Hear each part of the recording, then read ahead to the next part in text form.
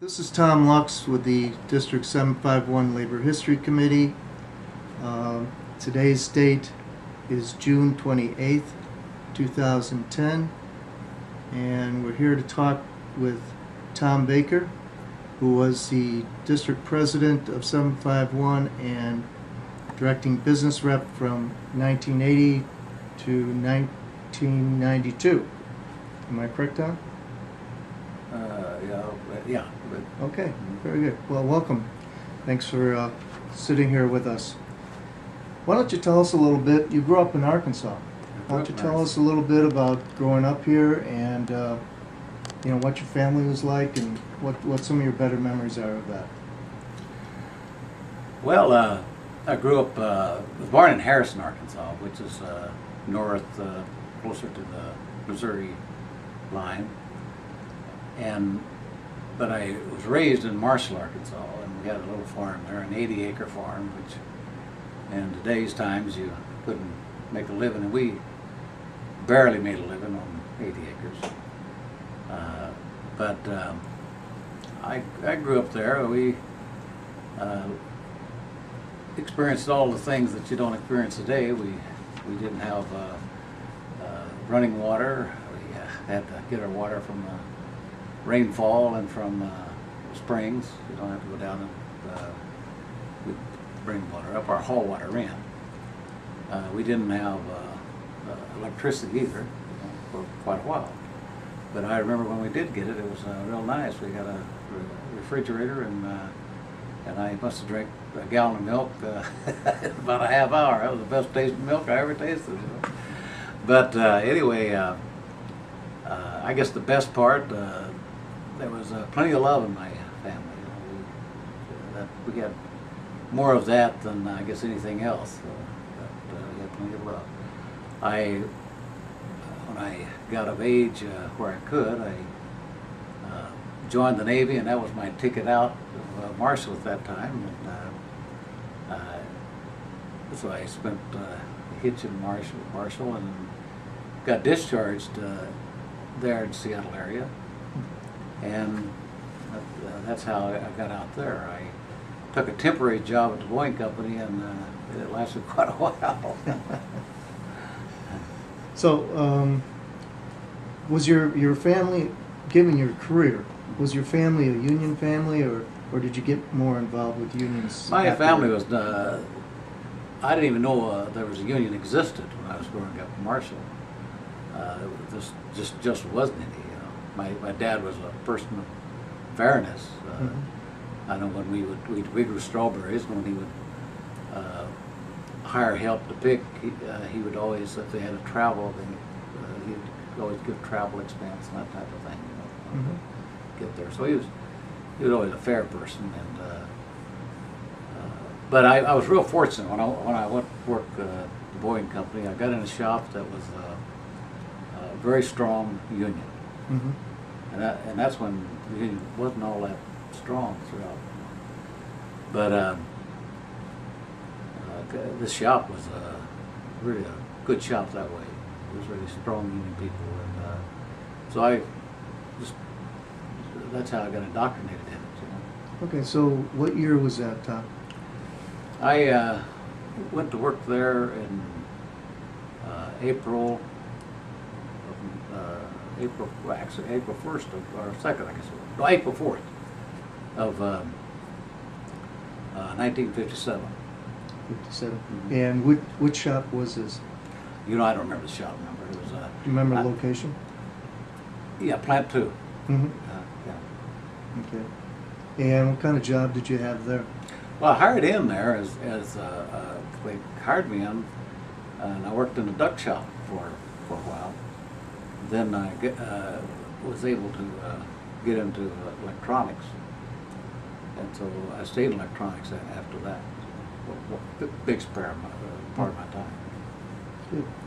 So why don't you tell us a little bit about how you got involved with the union? You said it was a strong union shop. Yeah. But how you got involved yourself? Who were some of the people that influenced you in the beginning? Well, I met Dick Russell. I don't know if you remember Dick Russell. And At that time, in electronics, we were trying to organize locally, and there was a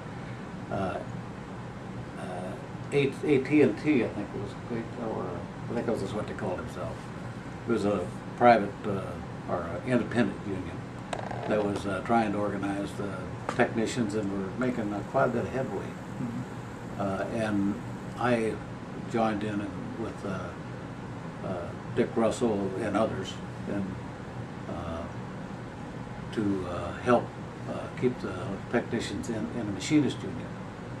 And we were successful. We formed locally, and it was a successful keep. And so then I became first vice president of locally, and then I think I was vice president 1 or 2 terms, and president for, I can't remember exactly how long it was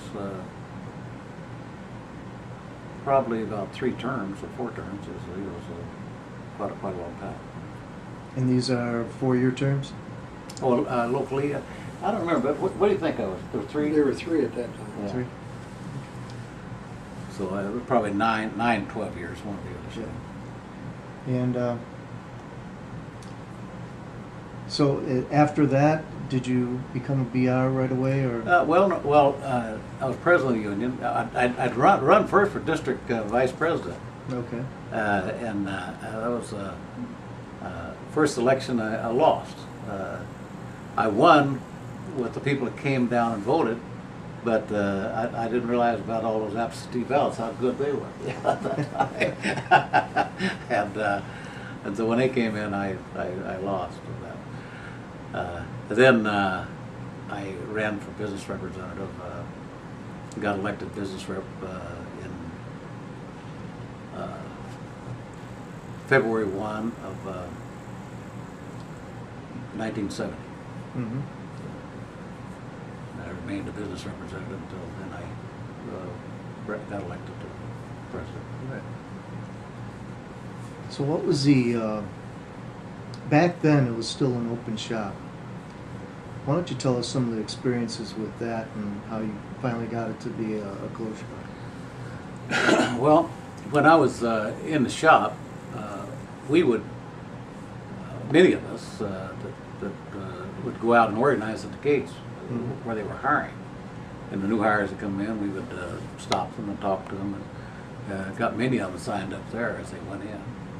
It was hard to keep, the membership up, but over those years, did a pretty good job of keeping it up, even with an open shop.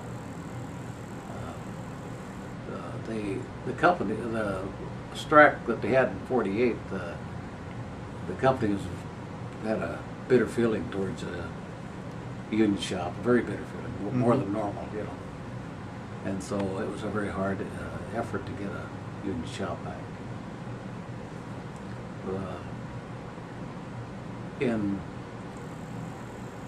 Let's see, what contract, I forget what contract it was I got a union shop. 86? 86, yeah, I think it was 86. 86. Yeah. And the company, I was talking to them about it very strongly, and finally, in considering it, they wanted me to meet the corporate vice president, Stanley, was corporate vice president. You know what I'm talking about. Yeah, I know you're right, but I can't remember his name. Well, anyway, he was the guy that's below the CEO that sort of made the decisions on the go or no go. And they asked me to have breakfast with him and talk to him about it, one-on-one. And so I did, and we at the end of breakfast, he just over shook my hand and said, "You got a union shop," And That's quite a story. yeah, so that was a very happy moment in our negotiations. I was not certain that we were going to get it. Well, it wasn't the first time, obviously, it was tried to get it Right. back.